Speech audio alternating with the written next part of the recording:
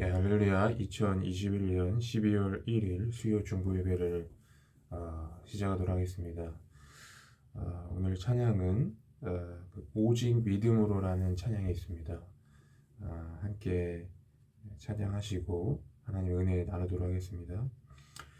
세상은 들리고 사람들은 변하여도 나는 주를 섬기리. 주님의 사랑은 영원히 변하지 않네. 나는 주를 신뢰해. 오직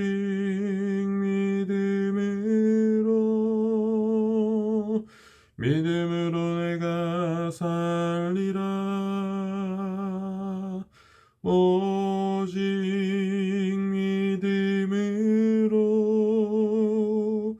믿음으로 내가 살리라. 믿음은 들리고 사람들 주를 떠나도 나는 주를 섬기리. 주님의 나라는 영원히 쇠하지 않네. 나는 주를 신뢰해. 오직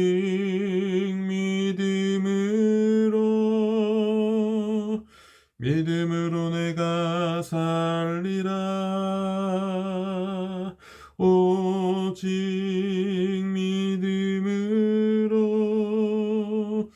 믿음으로 내가 살리라. 오직 의인은 믿음으로 말미암아 살리라. 오직 의인은 믿음으로 말미암아 살리라. 믿음은 들리고 사람들 주를 떠나도 나는 주를 섬기리. 주님의 나라는 영원히 쇠하지 않네. 나는 주를 신뢰해. 오직 믿음으로 말미암아 살리라. 오직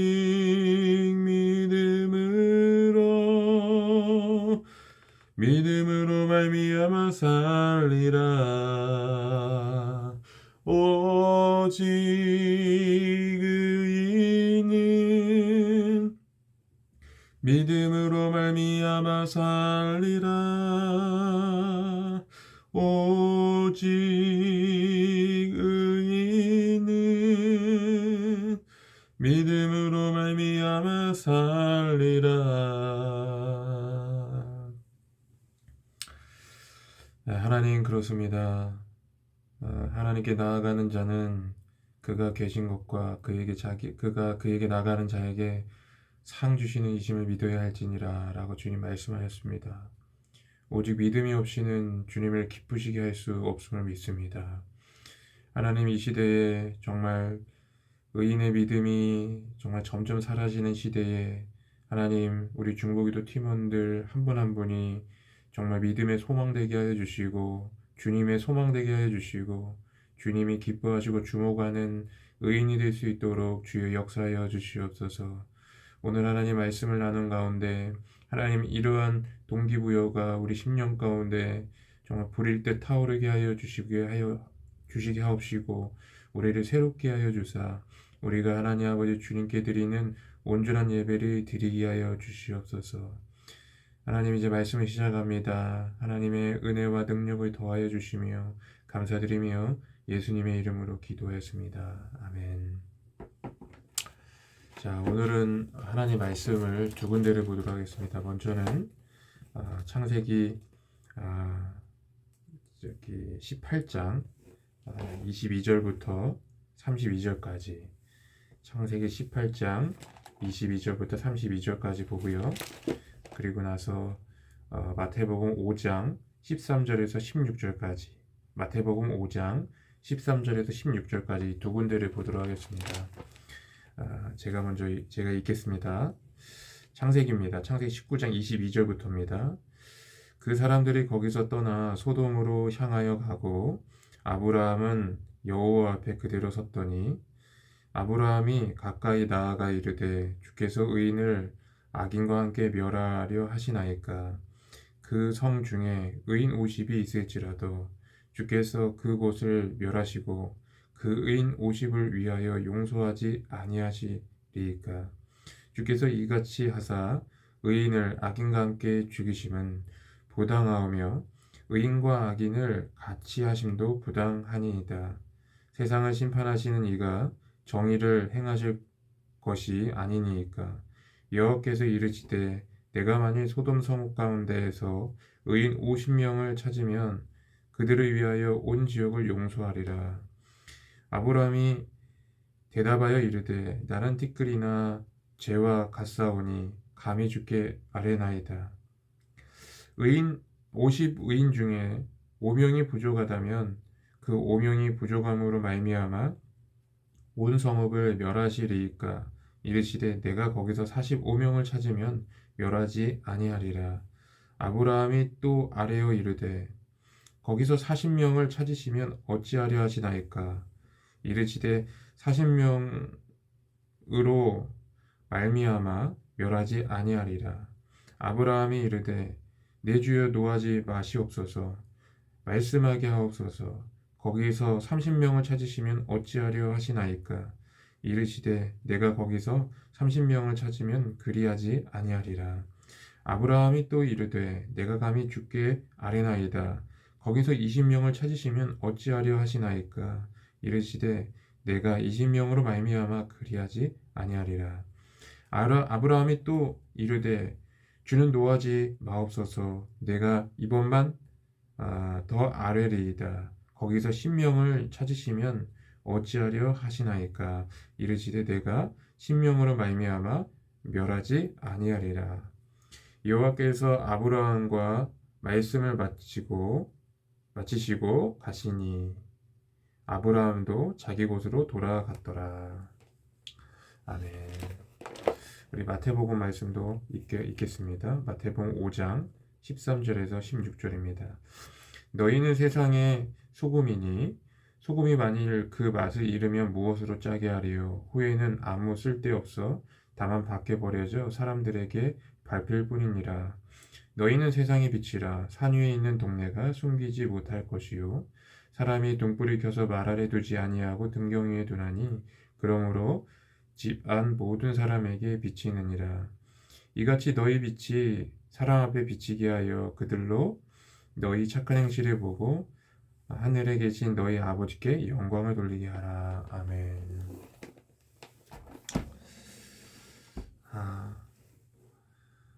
오늘은 그 의인을 찾으시는 하나님이라는 제목으로 여러분과 하나님의 말씀을 나누도록 하겠습니다. 그 경제학 용어 중에 파레토의 법칙이라고 있습니다. 다른 표현으로는 80대 20의 법칙 혹은 2대 8의 법칙이라고도 하는데요. 그 의미는 전체 결과의 80%의 원인이 나머지 전체 원인의 20%에 의해서 비롯된다라는 뜻입니다. 쉽게 이해를 돕기 위해서 몇 가지 예를 좀 들어보자면 아마 여러분도 그런 경험이 많으실 것 같은데 여러분이 가지고 있는 옷 전체에서 여러분이 즐겨 입는 옷은 아마 전체 옷의 한 20%밖에 되지 않을 것입니다. 나머지 80%는 농장 안에 그대로 있을 것입니다.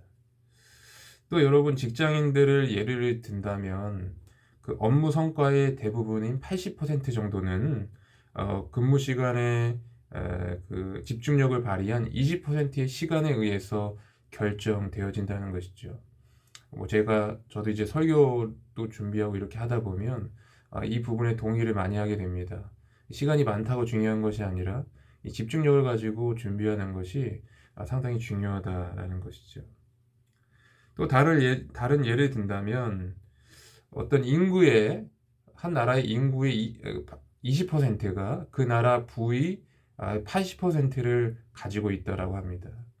그리고 나머지 남은 20%의 부를 가지고 나머지 80% 사람들이 그것을 나눠 갖는다고 이렇게 이야기한다는 것이죠. 그리고 여러분 전 세계적으로만 보더라도 한 전 세계의 한 20%의 선진국이 그 나머지 한 80%의 국가를 선도해 간다라는 것입니다. 그러니까 중요한 20이 나머지 80%를 이끌어 간다라는 그 원리인 것이죠. 이것이 비록 경제학적인 용어이지만 사실은 이 원리는 단순히 경제학에만 적용되는 것은 아닙니다. 우리가 영적인 생활 속에서 우리의 삶 속에도 이런 원리가 적용됩니다. 왜냐하면 우리 주님도 이와 같은 취지의 말씀을 많이 하셨기 때문에 그렇다라는 것입니다. 마태복음 5장 13절에서 16절에 보니까 거기에 요약되어 있는 내용이 그것입니다. 너희는 세상의 소금이다. 너희는 세상의 빛이다. 이렇게 말씀하셨습니다. 이 말은 무슨 뜻일까요? 우리는 세상에 영향력을 주는 존재들이다라는 거예요. 세상에 영향을 받는 존재가 아니라 오히려 세상을 변혁하고 회복하고 또 선한 영향력으로 복음의 능력으로 세상을 선도하라고 하나님께서 저와 여러분을 창조하시고 또 하나님의 자녀 삼아 주셨다는 것입니다. 그러므로 우리가 이 부분에 대해서 항상 인식을 하고 이것을 사명으로 가지고 살아야 한다는 것입니다. 빛과 소금은 어떤 역할을 할까요? 한번 생각해 보면 여러분 우리가 음식을 할 때 이 소금이 얼마나 중요한지 모릅니다. 결국에는 우리가 음식의 완성은 무엇으로 끝을 맺습니까? 바로 간을 잘 맞추는 거잖아요. 근데 마지막에 간이 더하기도 하고 덜하기도 하지만 대부분은 소금 간을 함으로 인해서 그 음식을 마무리를 합니다. 그래서 간을 잘 맞출 수가 있는 것이죠. 또 여러분 소금이 어떤 역할을 합니까? 바로 음식물의 부패를 막아주기도 하죠. 우리가 생선이나 젓갈이나 또 우리 김치를 보면 알 수 있습니다. 김치를 절이고 생선을 절이는 이유가 무엇입니까? 그것을 오래 간직해서 부패를 막기 위한 게 아니겠습니까? 그런 이유 때문에 이 소금을 사용하는 것이죠. 그러므로 이 소금은 매우 중요한 요소입니다. 빛은 어떨까요? 어둠 가운데 있는 사람을 생각해 보시기 바랍니다. 정말 혼란스럽고 두렵게 되는 것이죠. 그런데 그에게 빛이 비친다고 생각해 보세요. 그러면 혼란과 어두움 속에서 정말 어떻게 할 줄 몰랐는데 이제 길을 찾게 됨으로 인해서 나아갈 방향을 알게 되는 것이죠. 제가 어렸을 때 제가 살던 집에는 화장실이 없었습니다. 그래서 밤에 화장실 가는 게 굉장히 무서웠어요. 화장실이 집 밖에 있었거든요. 그래서 이렇게 혼자는 못 가고 저희 누님이랑 같이 이렇게 화장실에 가곤 했던 기억이 지금도 나는데 이처럼 어두움이 이렇게 사람을 혼란스럽고 두렵게 한다라는 것이죠. 그러나 요즘 이 전기 공급이 아주 잘 되잖아요. 그래서 길거리만 나가보더라도 세상이 환하게 비추니까 사람들이 마음 놓고 거리를 활보하고 활동하는 것을 볼 수가 있습니다. 그러므로 여러분 하나님께서 우리를 부르신 사명을 우리가 분명히 기억해야 합니다. 그것은 바로 주님의 빛과 소금의 역할을 감당함으로 인해서 세상을 선도하고 세상을 변혁하고 세상을 회복하고 세상을 주도하라고 우리를 부르셨다라는 것입니다. 그래서 마태복음 5장 16절 마지막 부분에 보니까 이렇게 돼 있어요. 이와 같이 너희 빛을 사람 앞에 비치게 하여 그들로 너희 착한 행실을 보고 하늘에 계신 아버지께 영광을 돌리게 하라. 즉 하나님의 영광을 대변하는 자, 많은 사람들은 하나님의 영광을 이끄는 자, 정말 하나님의 구원으로 이끄는 자, 그런 사람이 되라라는 것이죠. 성경에 보면 이와 같은 사람이 수도 없이 많습니다. 요셉을 생각해 보시기 바랍니다. 다니엘을 한번 생각해 보시기 바랍니다. 다 이 사람들은 세상의 빛과 소금의 역할을 감당했던 사람이었다라는 것입니다. 오늘 본문 말씀의 또 다른 본문인 창세기 18장은 이 마태복음 5장과 좀 짝으로 좀 생각해 볼 만한 말씀입니다. 바로 의인 10명에 대한 이야기인데, 이 창세기 18장은 그 소돔과 고모라 성에 대한 이야기입니다. 여러분, 소돔과 고모라 성이 어떤 도시였을까요? 당시 기준으로 본다면 가장 화려했던 문화를 자랑했던 도시입니다. 그러니까 가장 화려한 세상 문화를 대변하는 곳이죠. 마치 처음 에덴 동산의 선악과처럼 그 세상 문화는 보암직도 하고 먹음직도 했을 것입니다. 예전에 제가 미국에 갈 뻔한 기회가 있었습니다. 미국 시카고에 있는 한 한인교회가 선교사님들을 초대해가지고 거기서 숙식을 모두 제공할 테니 이제 비행기만 타고 오시라. 그러면 모든 걸 섬겨주시겠다. 이렇게 말씀하셔서 제가 거기 정말 가보고 싶었어요. 미국 문화를 보고 싶어서. 그래서 이제 한국까지 왔습니다.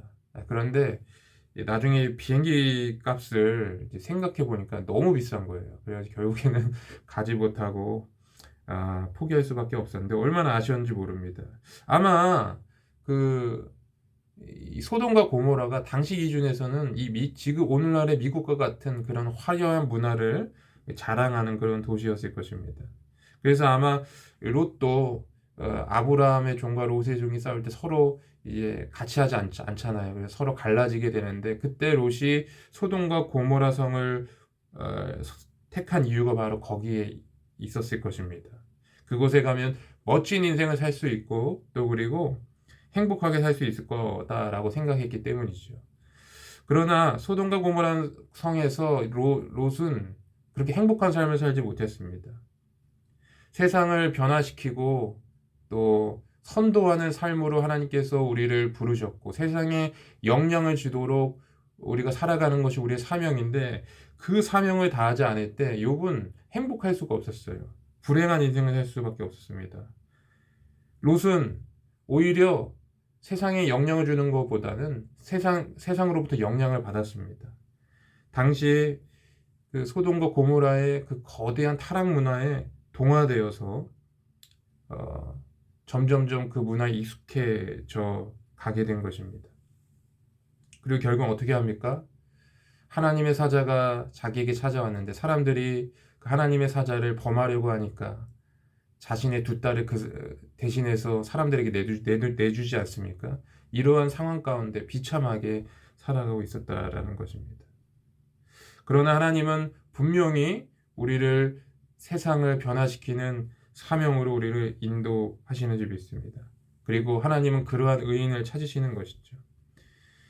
역대하 16장 9절에 보니까 여호와의 눈은 온 땅을 두루 감찰하사 전심으로 자기에게 향하는 자들에 위하여 능력을 베푸시나니 이렇게 되어 있어요. 하나님은 세상이 아무리 타락하여도 하나님은 그곳에서 의인을 찾으시는 하나님이신 줄 믿으시길 바랍니다. 그리고 그 의인을 통해서 그 소돔과 고모라 성과 같은 세상을 구원하기 원하신다라는 것이죠. 아브라함이 하나님께 기도하죠. 그때 무엇을 갖고 기도합니까? 의인을 갖고 기도해요. 50명이 있으면 어찌하려 하십니까? 45명, 40명, 30명, 20명. 그리고 마지막으로 10명이 의인 10명이 있으셔도 소돔과 고모라 성을 멸망하시겠습니까? 내가 그렇게 하겠다.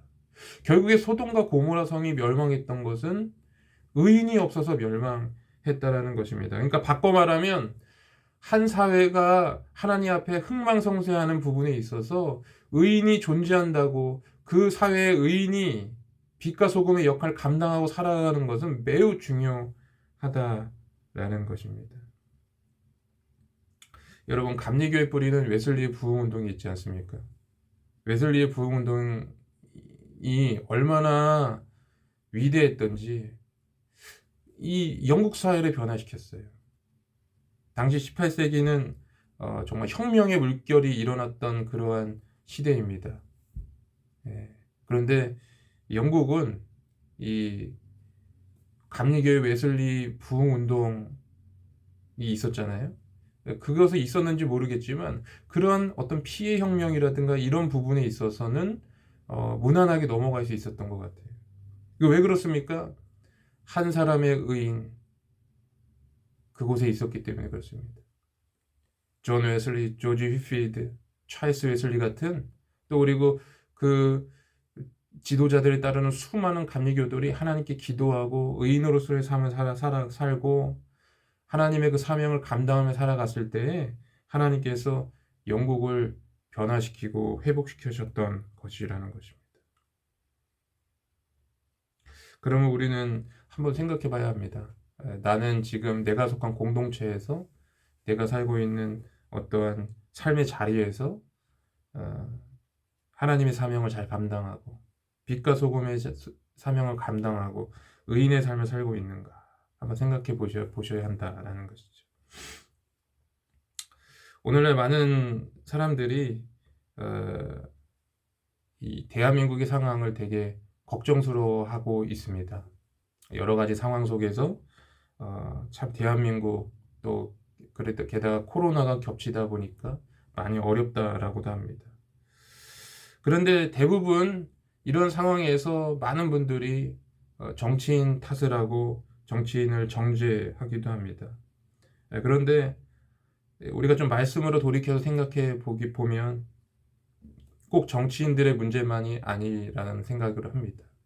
과연 우리가 살고 있는 이 땅에서 내가 하나님의 사명을 잘 감당하고 있는가, 내가 선한 영향력으로 살아가고 있는가를 생각해 보면 그 문제는 조금 해석하기 쉬워진다라는 생각이 듭니다.